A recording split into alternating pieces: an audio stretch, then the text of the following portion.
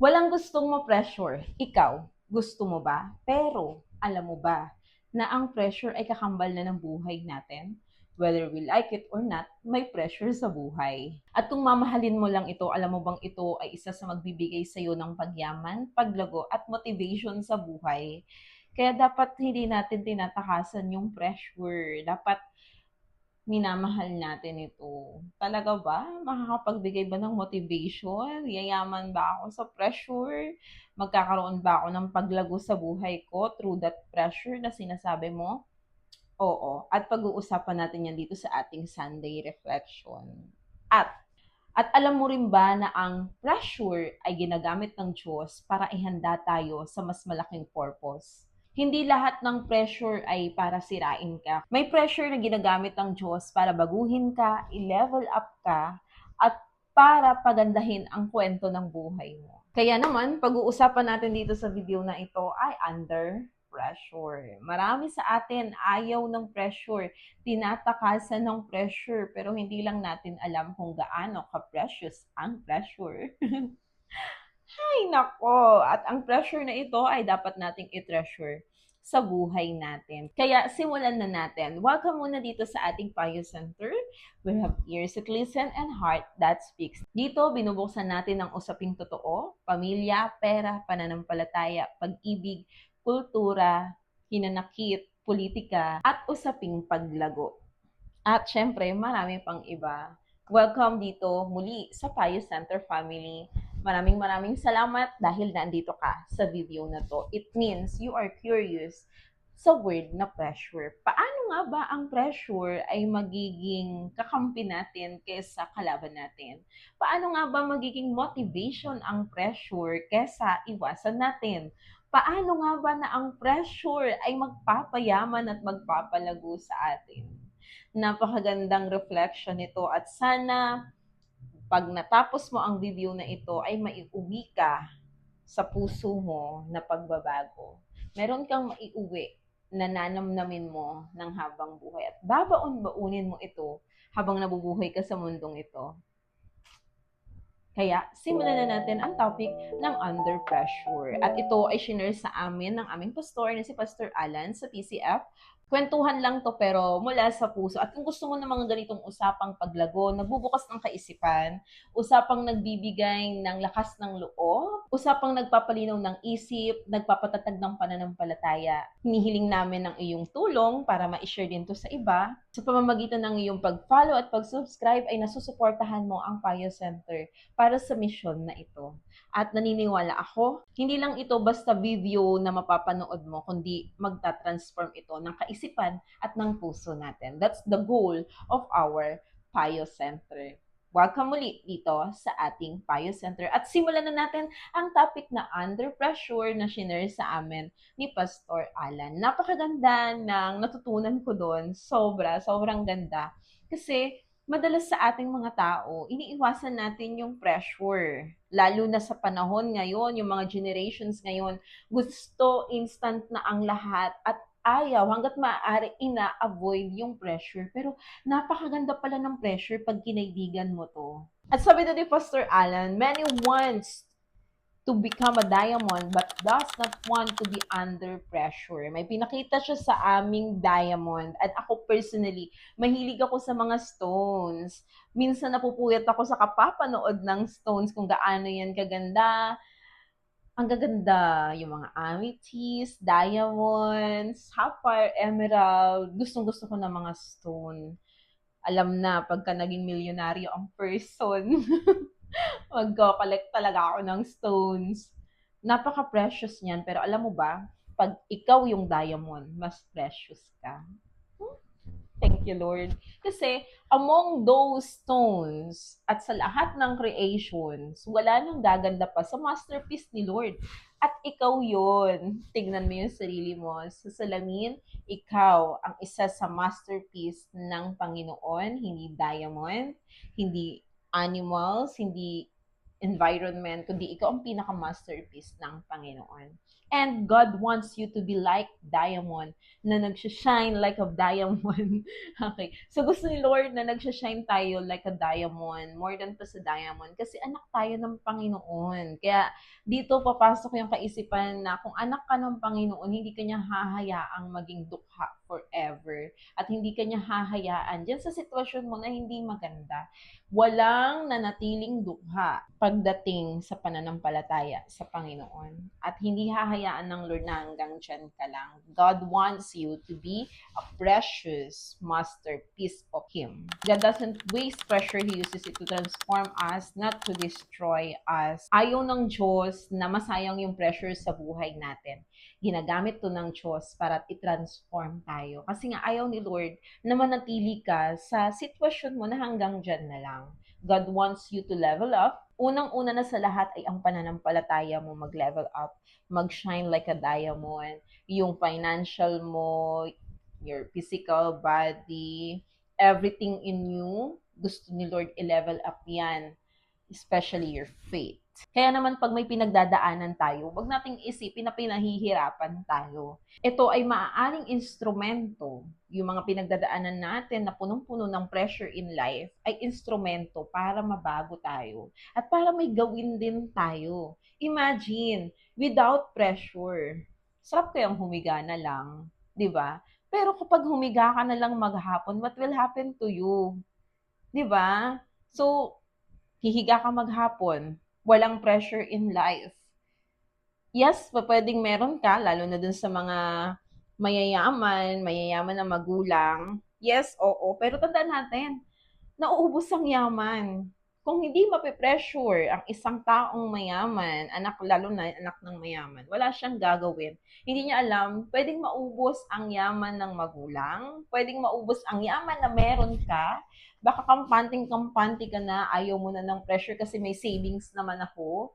Always remember, kapag walang pressure, walang paggalaw, walang movement, magiging stagnant tayo. At mananatili lang tayo sa kung ano ang meron tayo, kung ano yung sitwasyon natin. Kung alam mo naman yung sitwasyon mo hindi maganda, huwag kang manatili dyan. Huwag mong takasan yung pressure. Instead, i-embrace mo ito so that you can do more than dyan sa kinalalagyan mo ngayon. And according to James chapter 1, verse 2 to 4, count it all joy, my brothers, when you meet trials of various kinds, for you know that the testing of your faith produces steadfastness. And let steadfastness have its full effect, that you may be perfect and complete, lacking in nothing. Napakaganda nito, na ang gusto ng Panginoon, yung testing of faith natin, nagpuproduce to ng steadfastness at gusto ng Diyos na magkaroon to ng full effect sa buhay natin. Kapag babaliwalain lang natin yung pressure in life, mananatili ka lang na stagnant, walang paglago, walang pag-level up, hanggang dyan na lang. Pero kung i-embrace natin, the beauty of embracing pressure in life, maganda yung magiging resulta natin. Walang magiging magandang resulta ang taong pahiga-higa lang na walang ginagawa para sa paglago niya, para sa growth niya, sa lahat ng aspeto. Saan ba tayo dapat lumago? Faith. Okay, spiritual, emotional, syempre mentally na rin ngayon, ang dami ng pinagdadaanan ng mga tao mentally. Financial, kung wala kang gagawin, mananatili ka talagang dukha.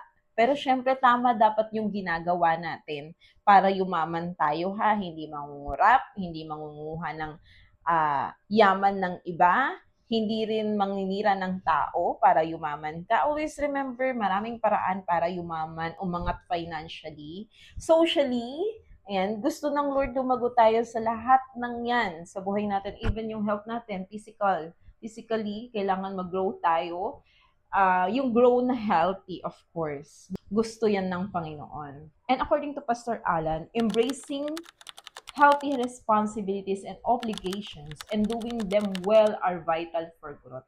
Yung pag-embrace mo ng obligations, Pag-embrace mo ng responsibilities. Kaya lang naman tayo nape-pressure madalas eh. Kasi alam natin may responsibilidad yung mga bagay-bagay. Minsan tinatakasan natin yung responsibility, kaakibat may pressure. Tinatakasan din natin yung pressure. Hindi natin alam, dun tayo mag-grow. Imagine without pressure in life. Hindi ka nape-pressure gumawa ng assignment kung estudyante ka. Hindi ka nape-pressure makinig sa teacher mong terror. Hindi ka nape-pressure gumawa ng mga bagay na maganda, what will happen? Pwede kang nag-aaral pero di ka natututo. Pwede kang nagtatrabaho pero di ka lumalago kasi you don't like pressure. Gagawin mo lang kung kailan mo gusto gawin. And according sa mga nakausap ko, kapag may pressure, yung deadline, namimit yung deadline. Without pressure, hindi natin mamimit yung deadline. Without pressure, walang paglago. Kaya napakahalaga na i-embrace natin yung responsibilities, i-embrace natin yung healthy obligations. Ito ay makakatulong sa ating paglago. Kaya wag nating takasan yung mga responsibilities and obligations na may kaakibat na pressure because God is using that for you to grow. Merong shinare sa amin si Pastor Alan na 7 hours of pressure that transforms. Ito yung mga pressure na ano yung napuproduce na pressure sa atin. Number 1, pressure reveal. God exposes what's inside. Pressure exposes our faith, motives, and character. So, ang Diyos inaalaw yung pressure sa buhay natin para mailabas kung ano talaga yung meron sa buhay natin. Ano talaga yung meron sa puso mo, within you. Ano ba talaga yung iniisip mo? Gaano na ba katatag yung pananampalataya mo? Tama ba yung motibo mo? Kasi pagka hindi tama yung motibo, kapag may pressure na, magwawala ka na lang. O kaya magki-quit ka na lang. Ayoko na, trabaho lang naman to eh, bakit ba? Hindi mo alam, in your work, according to Mr. Chinkitan, ayan, isa sa mga mentor ko, online mentor, and according to him, napakaganda na meron tayong pag-aaral na binabayaran pa tayo na tapos natututo tayo. Ano yun? Yung work. Kung saan ka nagtatrabaho, take that opportunity na nagtatrabaho ka dyan upang matuto ka, hindi lang to earn. Kasi kung to earn lang, ang dali-dali kayang iangal, ang babababa naman ng rate, ang babababa naman ng sahod. Pero kung ang motibo mo ay tama, and tama din yung mindset mo while you are working, idagdag mo na sa listahan mo that you're working to learn, not just to earn. At advice sa akin yan ng aking mentor. Tinuturing kong mentor kahit online ko lang naman siya napapanood. Ayan. So, Mr. Chinkitan, saludo sa'yo. Sana mapansin. At dito, tinitest din yung character natin. Kapag may pressure, nire-reveal nito yung totoong character mo. Kasi without pressure, akala mo ang bait-bait mo na. Akala mo perfect ka na, pero pag na-pressure ka, dun lalabas yung totoong pag-response, yung totoong character na meron ka. Kaya napakaganda ng pressure. At huwag tong katakutan na i-reveal ka kasi kung nare-reveal ka, na-expose ka, it means may kailangan ka pang baguhin. Huwag kang matakot malaman yung mga bagay na kailangan mong baguhin. Kasi pag nalaman mo yung mga bagay na kailangan mong ayusin pa sa buhay mo, na akala mo perfect ka na, hindi pa pala, yun ay room for improvement. Maganda yon. At mas lalago ka kapag nakita mo yung room for improvement sa buhay mo. At minsan, inaalaw ni Lord yung mga pagbagsak sa buhay natin. Kaya kung may na-experience kang pagbagsak, hindi yan inalaw ng Diyos para pabagsakin ka, kundi i-humble down ka. Minsan, tinatama lang ni Lord yung puso natin. Nagmamataas na pala tayo. Kaya minsan, inaalaw ni Lord na talagang maramdaman natin na hindi tayo ang bida sa buong buhay natin. Kasama natin si Lord. Sa success natin, hindi lang ikaw yan. Hindi yan sariling effort lang. God is with you sa lahat ng season. Especially sa tagumpay na yan. Minsan kasi nagiging ma-ego na tayo, nagiging ma-pride na tayo. Pero tandaan natin, everything we have ay galing kay Lord at wala tayong maipagmamalaki. Ako, everything I have is from the Lord. At yung mga magkakaroon pa ako, iaalaw at inaalaw ng Lord yon. Kasi bukod sa mahal niya ako, makita yung glory. Kaya hindi natin dapat angkinin yung glory ng Panginoon. Okay? Kaya kung may inalaw si Lord sa'yo na mga sitwasyon para i-humble down ka, hindi ka para pabagsakin. I-humble down ka lang niya, i-expose lang yung character mo, yung motibo mo, yung ikaw talaga, i-expose lang yan ni Lord. At kung hindi maganda ang lumabas, it means kailangan lang baguhin. Don't condemn yourself. Baguhin lang. Room for improvement. At pangalawang R, sa pressure, pressure refines. Not to destroy us, God removes impurities. Nire-refine tayo ni Lord kapag may pressure. Tinatanggal niya yung mga impurities, yung mga marurumi sa puso at isipan natin, yung mga maling character natin. So it means pressure ay minumold tayo nito sa kung ano ang gusto ng Diyos maging tayo. Kaya dapat hindi natin inaayawan ng pressure. Kailangan magpa-mold tayo. Imagine the potter and the potter's hand. Kapag ang potter's hand hindi mag-apply ng pressure, hindi ito mamomold ng maayos. Tamang pressure, saktong pressure, depende kung ano ang gustong maging outcome. Kaya kung gusto mong basta-basta lang yung buhay mo, takasan mo yung pressure. Pero kung gusto mo maging maganda yung outcome ng buhay mo, embrace the pressure, walk with it, live with it, and tanggapin mo sa sistema mo may pressure talaga kahit saan ka magpunta. Ganon talaga. Nire-refines tayo nito, inaalis yung mga marurumi, yung mga impurities natin in life, sa mindset, sa puso. Kaya we should be thankful kapag may pressure. Ang tamang response, Lord, thank you, may pressure. Ganito pala ugali ko. Akala ko okay na ako. Ganito pala yung iniisip ko, yung motibo ko, yung laman ng puso ko. Thank you, Lord. Kesa, ano ba yan? Diba? Iba yung response ng bawat tao sa pressure. Kaya, observe your response kapag may pressure na sa buhay mo. Kung mali lumalabas sa bibig mo, mali yung naiisip mo, it means may kailangan baguhin. Okay? Next is pressure reshapes. Ganda. God changes our character. Gustong mabago ng Diyos yung character natin. From self-character to Christ-like character. Yung kasarili nating character, ako noon, tahimik lang ako pero wag mo akong kakantiin. Ganon. Palaban ako. Wag kang basta-basta ano. So, ganon ako before, palapatol. 'Di ba? So, pero nire-refine ni Lord yung ugali ko, minumold ni Lord ng tama yung character ko, nire-reshape niya yung from my character to Christ-like character. 'Di ba? Kung ililista natin yung mga sarili nating character, ang daming negative mind me. Pero kapag ka Christ-like character, madaming kailangan tayong matutunan para magkaroon ng Christ-like character. Diba? And according to Pastor Alan, God is not dealing with our circumstances. He is dealing with us. Ang dinidil ni Lord kapag may inalaw siyang sitwasyon, hindi yung sitwasyon. Ikaw mismo yung dinidil ni Lord. Kaya mapapansin mo, may mga sitwasyon sa buhay mo na minsan kahit iwasan mo, nandyan ka pa rin sa sitwasyon na yan. Binabalik ka sa sitwasyon na yun kasi may kailangan kang matutunan. So, God is not dealing your situation. God is dealing you in that situation. Kaya, sa sitwasyon na meron ka ngayon, ano man yan, hindi ko alam, pero may kanya-kanya tayong sitwasyon, may mga nagkakapare-pareho, pero tandaan natin, if God is with you, always trust the Lord. Dapat yung trust, yung faith, yung mabuo sa puso natin, sa isipan natin, sa buong buhay natin, so that hindi mawalang saysay ang pressure na nararanasan natin. And according to Ezekiel 36:26, I will give you a new heart and put a new spirit in you. I will remove you your heart of stone and give you a heart of flesh. According to Bible, gusto ni Lord na magkaroon tayo ng bagong puso at bagong espiritu. Ayaw ni Lord na manatili tayo sa maling kaisipan, sa maling motibo, maling character.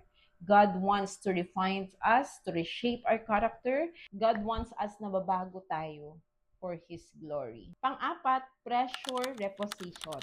Ang ganda nito. God prepares us for greater influence. And according to Psalms 75, 6 to 7, no one from the east or the west or from the desert can exalt themselves. It is God who judges. He brings one down, He exalts another. So, nasa kamay ng Diyos yung tagumpay. At kaya ka din niyang i-bring down pag di ka nag-humble down. Ang ganda nun. Kaya ka rin niyang i-bring down pag di ka nag-humble down. Ang ganda. Gusto ni Lord i-prepare tayo for greater influence. So, may pressure in life. Inaalaw ni Lord yung pressure in life kapag nabago yung ugali mo, na-expose yung dapat mong baguhin pa, kapag na-reshape, na tama ang motibo mo, inalis yung mga impurities, and God wants you to reposition. Baka yung pag-iwas mo sa pressure, yun yung nagiging dahilan kung bakit hindi ka ma-promote sa trabaho, kung bakit hindi ka, kung gusto mo maging honor, mag-excel sa school, hindi ka magkaroon ng honor because you exchange pressure to pleasure. Diba? Kung gusto mong mag-level up ang mga nangyayari sa buhay mo, baka kaya hindi nangyayari yon kasi nga iniiwasan mo yung pressure. Kaya panahon na para gawin nating best friend yung pressure. Grabe, no? Nakakainis yung pressure na yan. Iniiwas-iwasan mo. Kailangan mo palang maging best friend. Kaya naman, I encourage everyone, patuloy tayong maging malapit sa Diyos under pressure. Kasi pag under pressure ka tapos malayo ka sa Diyos, what will happen to you, di ba? We need God in every pressures in life. At in example doon ni Pastor Alan, yung si Joseph. Si Joseph na mismong binitray ng mga kapatid niya. Ang sakit pag nabibetray ka. Kadugo mo pa. Ouch! Ayan. So, binitray siya ng mga kapatid niya to the point na gusto na siyang patayin, pero binenta siya sa mga Egyptian, sa Egypt. Naranasan niya ang makulong. Diba? Mapapansin niyo yung story ng buhay niya. Betrayal from his brothers. Ang dami niyang mga kapatid. 12 sila, 10 yung nag-betray. Diba? Ang sakit nun. Then, nung betrayal na yon, napunta siya sa Egypt, binenta siya, naging alipin siya. Tapos, dumating sa point na nakulong siya dahil inakit siya ng asawa ng kanilang boss at hindi naman siya nagpaakit. Nakulong siya. God allowed na makapag-interpret siya ng mga panaginip at na-interpret niya ang panaginip ng Pharaoh na magkakaroon ng 7 tagsagana, 7 taong tagutom. At ginawa siyang gobernador. From betrayal to alipin to gobernador. Galing. Ang galing. Mapapansin mo kung ano man yung pinagdadaanan mo ngayon. Kung na-betray ka man, may mga taong tumalikod o trumaydor sa'yo, may mga taong nanakit sa'yo, hindi ka lang hanggang dyan. At hindi natatapos yung kwento mo dyan, kaya wag kang susuko. Kasi, may next chapter pa, may next page pa na binubuong kwento si Lord sa buhay mo. And always remember, naka-blueprint na lahat. Kung ano man yung pinagdadaanan mo ngayon, inalaw ng Diyos kasi meron siyang gagawing greater influence sa buhay mo. Baka pilit kang nananatili dyan sa kung nasaan ka ngayon, nag-e-enjoy ka sa pleasurable things, nag-e-enjoy ka lang manood, hindi mo alam na yun na pala yung dahilan kung bakit di ka umuusad. Nag-e-enjoy ka mag-social media, nag-e-enjoy ka makipag-chismisan, ubusin ang oras mo sa kaka-chismis at kapapanood ng mga chismis online. Pakikipag-chismisan sa kapitbahay, baka yan na yung hadlang kung bakit hindi ka nagle-level up. At yung influence mo, gustong palawakin ng Panginoon sa pag-iwas mo sa pressure ay tumatagal bago mangyari. Gusto ni Lord. Plano yun ni Lord na palawakan, maka-influence tayo ng ibang tao for good. 'Di ba? Pero nahahadlangan yun ng pag-iwas natin sa pressure. Kaya we should embrace and make pressure our best friend. Kaya imbes na, bakit naman may pressure? Kailangan pa bang ma-pressure para pag lumawak influence ko? Bakit, Lord? Imbes na gano'n, ask God, Lord, anong tinuturo mo sa pressure na to? At pang-apat pa lang tayo ha, hindi lang ito yung bunga ng pressure. Pang-5, pressure reinforce. God strengthens us through pressure. And according to James chapter 1, 2-4 na binasa nating verse kanina, yung testing of faith, nagpo-produce ito ng pagiging matatag sa buhay natin. Nagpo-produce ito ng matinding pananampalataya na kapag dumating pa yung susunod pang mabigat na pagsubok sa buhay, because you embrace at tinanggap mo ng maayos yung pagsubok, hinarap mo to ng maayos, kayang-kaya mo na yung mga susunod pang pagsubok, yung mga susunod pang pressure in life. Kung tatakasan mo, hindi ka makakagraduate sa grade 1. Kung tatakasan mo ang exam ng grade 1, hindi ka makakagraduate sa grade 5 at hindi ka makakapag-proceed ng grade 6 at ng high school kung hindi mo dadaanan yung mga exam sa level na to. It means, bawat season, bawat level ng buhay, tanggapin mo na. Whether you like it or not, may pressure, may pagsubok, may testing for you to level up. For you to grow, for you to be rich, for you to be influencer. Kasi kapag wala ka namang natututunan sa buhay, wala ka ding mai-share, wala kang mai-influence. At kapag wala namang strengthen through pressure, magiging talunan ka. Lagi na lang pag may mga sitwasyon inaalawang Diyos, lagi kang talo. Bakit? Sanay ka kasing takasan. Tandaan natin, ang bawat pagtakas sa problema ay signs ng pagiging talunan. Walang nanalo sa umatras sa laban.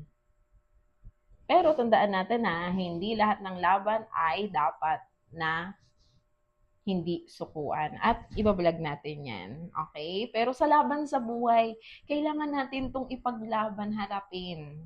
At sabi nga ng pastor namin, ang pressure, daanan lang ng daanan at pagtagumpayan. Always remember hindi lang dadaanan. Ang problema, hindi lang dadaanan yan.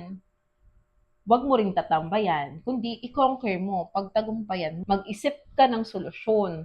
Kung sanay kang tumakas at ayaw mo ng pressure in life, wala kang laban na mapagtatagumpayan. Kaya naman, ang pressure, hindi dinadaanan lang. Ang problema sa buhay, hindi dinadaanan lang. Hindi rin naman tinatambayan lang, kundi pinagtatagumpayan. At pang-anim, pressure rewards.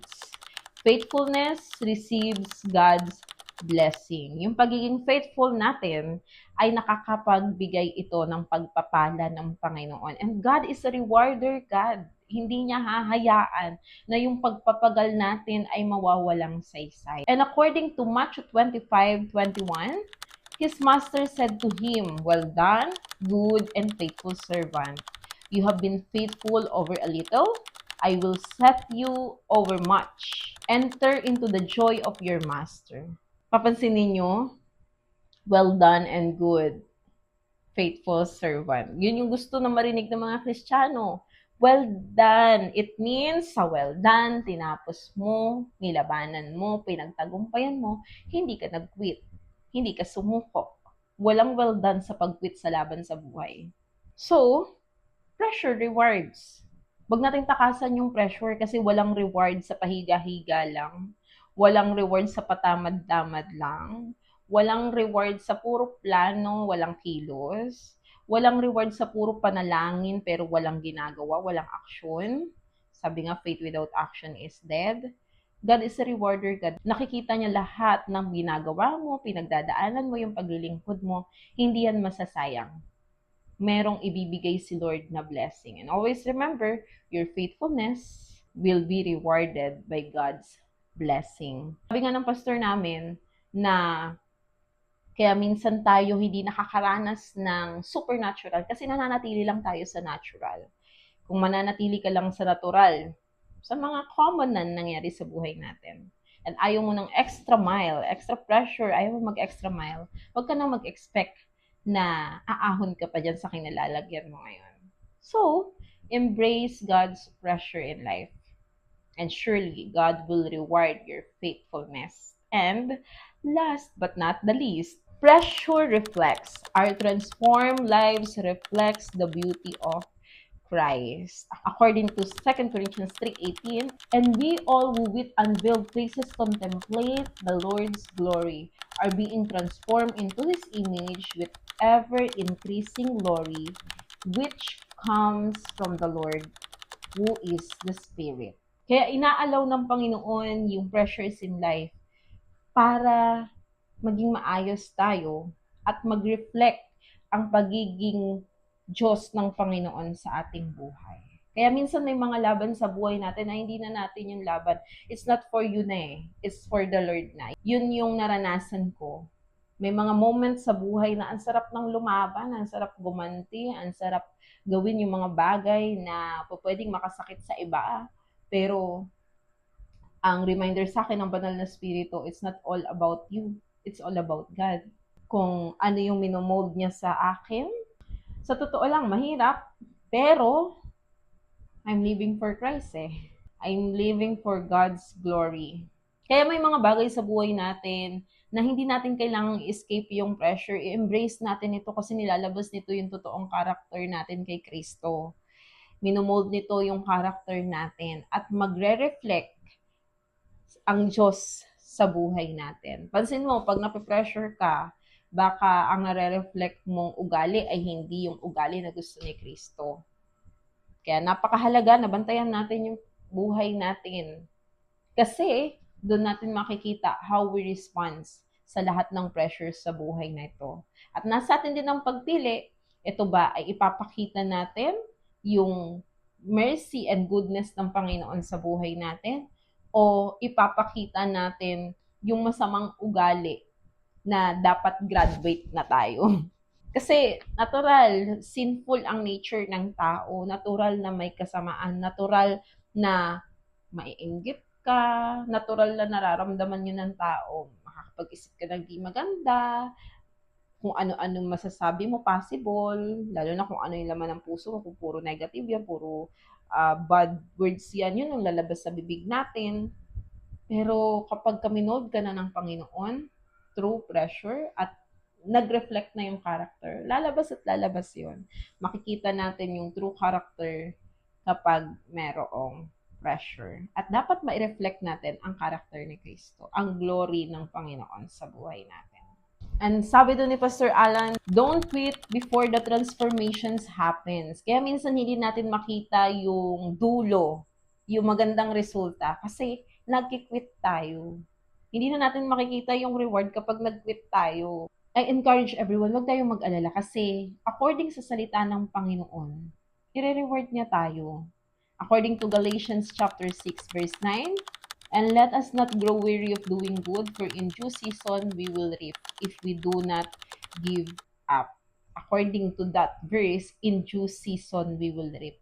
May pag-ani din. Nagtatanim ka ngayon, one day aani ka din. Huwag kang susuko na magtanim. Huwag kang susuko na gumawa ng tama kahit na mas may nagiging resulta pa yung iba kaysa sa'yo, tama naman yung ginagawa. Huwag kang susuko na gawin at piliin yung mas makakabuti at kung ano yung gusto ng Panginoon. Kasi one day you will reap. Hindi hahayaan ng Diyos na walang bunga ang bawat pagpapagal at paglilingkod natin. And for our reflection question sa ating Sunday reflection na ito, number 1, what pressure am I facing right now? Ano ba yung pressure na hinaharap at kinahaharap mo ngayon? Number 2, am I embracing or resisting God's work in my life? Nire-resist ba natin o ine-embrace natin yung ginagawa ng Diyos sa buhay natin? And always remember, sa ginagawa ng Diyos sa buhay natin, merong kaakibat na pressure yun. Number 3, am I avoiding challenges in my life? Na-avoid ba natin? Number 4, how can I become faithful under pressure? Paano ba ako magiging faithful under pressure? Number 5, what diamond is God's producing in my life?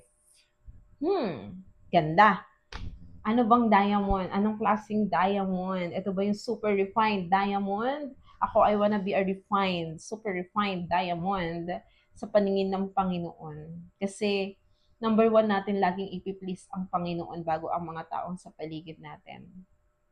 always please God. Kaya wag nating bibitawan ang ating integrity in life because nakikita ni Lord lahat. And siya ang napiplease natin more than anyone else. So napakaganda ng reflection question natin. Ini-encourage ko at hinihingi ko ang inyong mga sagot sa ating comment section. Pwede natin yung pag-usapan at baka makatulong din yung mga sagot mo sa ibang tao na maramdaman din nilang, uy, hindi lang ako yung nag-iisa. And always remember, pressure is not punishment. It is preparation. And according to our pastor, kung gusto mo maging diamond, it's your decision. Ihanda mo yung sarili mo sa pressure. You want a good result? Embrace pressure in life. If you want bad result, humiga ka lang. Don't embrace pressure. Don't do anything. Nasa iyo ang pagpili.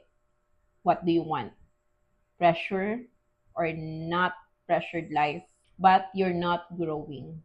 At gusto ko ring i-remind kayo, every pressure has a purpose. At yung ginagawa at inaalaw ng Diyos na pressure sa buhay mo, at kapag hinayaan natin kumilos ang Diyos sa gitna ng pressure ng buhay mo, ng buhay natin, ang dating pagsubok ay nagiging testimony ng kanyang kabutihan sa buhay natin. Kaya i-allow natin ang Panginoon na kumilos sa buhay natin under pressure.